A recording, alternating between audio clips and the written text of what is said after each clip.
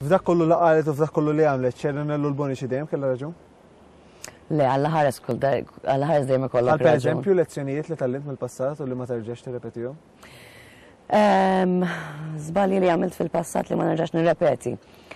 Ovvjament li żbalji tkun għamilt fil-ħajja. Iktar mill-iżbalji ma terġax tirrepetihom, ovvjament. Però dejjem titgħallem mill-iżbalji tkun għamilt fil-ħajja u tipprova biex ma terġax tagħmilhom. Kif Malta ssieħbet fl-Unjoni Ewropea u allura kull ċittadin Malti Wawċi sar ukoll ċittadin tal-Unjoni Ewropea, Sharon ġa kienet qed titratta l-Parlament Ewropew bħala l-Parlament tagħna lkoll fuq livell federali. Għalhekk f'Mejju tal-2004 Sharon telet taħdem fil-Parlament Ewropew, fil-kamp politiku fil-linja ta' twemmin tagħha. Dak li hu tajjeb għal pajjiżna illum irridu bidritt għax aħna membri. Dak li hu ħażin imma irridu nipprovaw nwafquh at a European level. L-antikritika jfisser li xogħolok fil-Parlament Ewropew ser tkun hemm biex tfixkel il-ħidma tal-Gvern? Mhux biex nfixklu l-ħidma tal-Gvern bħalma qed jipprova anke jpenġini Lawrence Gonzi jekk jiena nkun membru parlamentari fil-Parlament Ewropew. Jiena qatt ma nfixkel il-ħidma ta' pajjiżi, però jekk il-ħidma tal-Gvern tkun li tkasbar liċ-ċittadin Malti jew lil ħaddiem, jiena fil-Parlament Ewropew iva naqaflu, però dejjem ħankun qed inxejjer il-bandira Maltija qabel kwalinkwa bandira oħra. Lil dawk in-nies li tilfu l-impjeg tagħhom, lil dawk il-kaċċaturi li l-passatemp tagħhom ma jistgħux ikomplu jsostnuh, lil dawk it-tarznari li kienu mġela jieħdu l-early retirement scheme. U ma jridux joħorġu jivvotaw li xemnu illi dak li ġara fuqhom kien kollu tort tal-Unjoni Ewropea. Sharon L-Bonici xi twieġeb?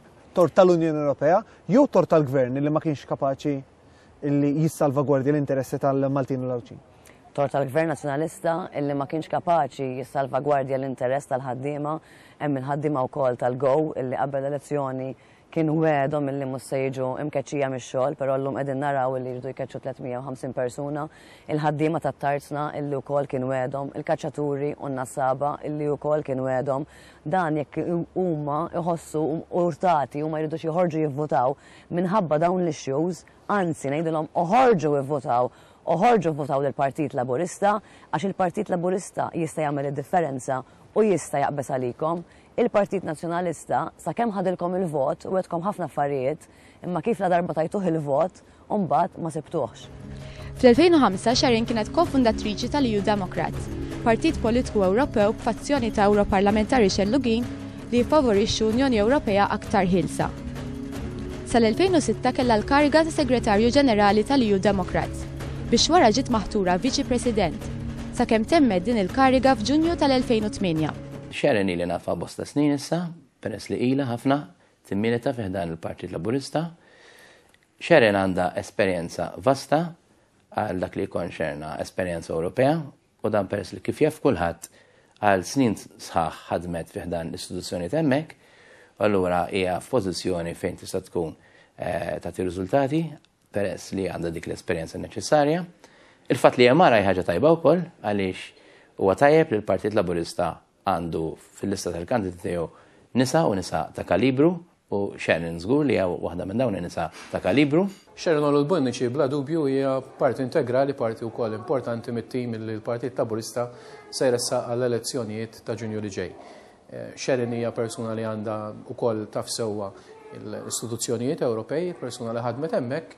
U min jaf il-karattru ta' Sharon naħseb jista' jgħid ukoll li mhux biss se tkun parti importanti mit-tim Laburista imma jekk tiġi eletta kapaċi wkoll li turi l-esperjenza tagħha u taqbes għal bżonnijiet tal-poplu Malti Wawċi. Sharon nemmen baqgħet għaddejja ġifri bqajt niffollowja x'kienet qed tagħmel u f'kull ħaġa li daħlet għaliha Sharon baqgħet il-persuna li naf fil-bidunet, ġifieri persuna determinata, persuna mimli entużjażmu, mimli ħeġġa.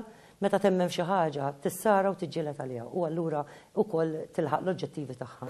Hija fighter, hija għandha personalità determinanti ħafna u hija tip ta' persuna illi dak illi hija tkun trid li tasal fil-fatt tasal. Fl-2009 Sharon irritornat Malta biex tniedi l-kampanja tagħha bit-tema Nħarsu drittijiet tagħna, ibbażata fuq 7 punti li jiffukaw fuq il-ħarsin ta' drittijiet tagħna bħala ċittadini tal-Unjoni Ewropea. Blenti kritika lejn kull ma jagħmlilna l-ħsara. Waqt din il-kampanja Sharon hija turina li hija l-iktar waħda b'enerġija u lilna tistimulana ħafna biex nagħtu l-massimu tagħna. Fil-fatt tidħol f'kull laqat, f'kull problema u issib ukoll il-ħin illi anka titkellem mod individwali magħna, allura hemm dak il-kuntatt dirett illi il-kandidat suppost li dejjem iżomm man-nies tiegħu u anke isib il-ħin mal-kostituenti tiegħu. Propju fl-ewwel ġurnata tal-kampanja elettorali tal-Partit Laburista, il-Partit Laburista vara nieda l-manifest elettorali tiegħu għall-elezzjonijiet tal-Parlament Ewropew. Hemm manifest li huwa vast, però x'inhu l-prijoritajiet ewlenin ta' dan il-manifest elettorali tal-Partit Laburista? Ix-xogħol.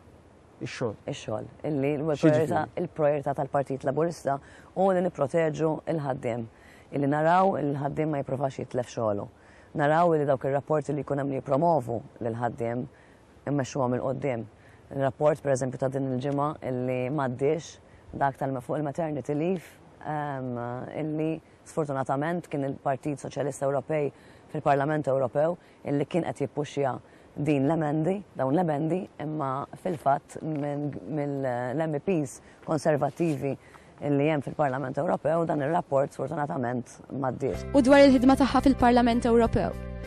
Ħadmet bħala freelancer fil-Parlament Ewropew sa minn qabel l-elezzjonijiet tal-Parlament Ewropew tas-sena 2004.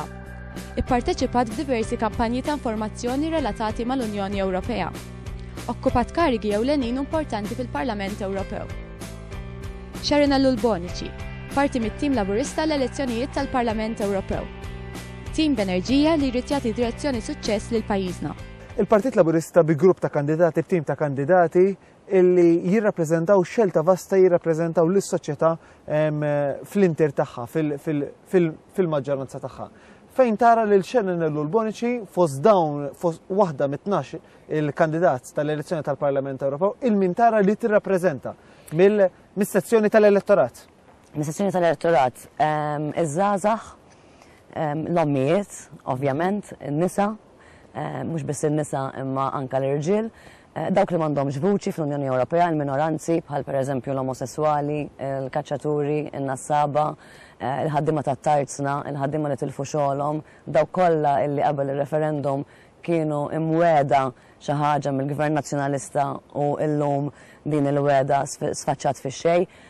Nemmen li nirrappreżenta setturi kbar mis-soċjetà, però naħseb l-aktar li qegħdin nappella għal-minoranzi, għal dawk illi iħossu illi mihomx daqshekk close mal-Unjoni Ewropea, dawk illi votaw kontra u votaw le fil-referendum, nintaqa' ma' ħafna minnhom, u dawk li m'għandhomx vuċi bħal nies bħal l-omosessuali illi ħasbu u votaw iva fil-referendum minħabba l-fatt illi kienu jaħsbu illi jekk Malta tkun membru tal-Unjoni Ewropea, id-drittijiet li għandhom ċittadini oħra Ewropej, illi jgawdu ċittadini oħra Ewropej, kienu se jgawdu huma from day one illi Malta tidħol fl-Unjoni Ewropea. Dawk in-nies li m'hemmnux fis-sħubija ta' pajjiżna fl-Unjoni Ewropea u jħossu li m'għandhomx jivvotaw fis-6 ta' Ġunju.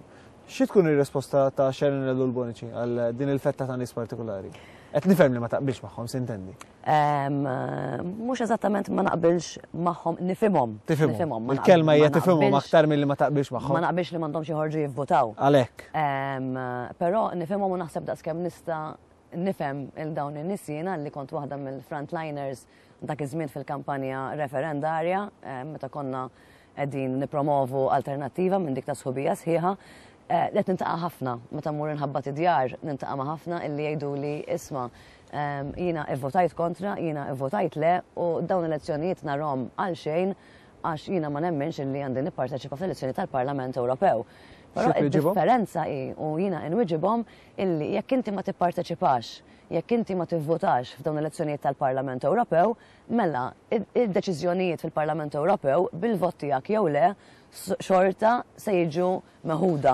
Mela importanti illi inti fil-Parlament Ewropew tivvota lil xi ħadd illi taħseb illi għandu l-istess prinċipji tiegħek, illi jista' jwassal il-messaġġ tiegħek u l-frustrazzjoni tiegħek.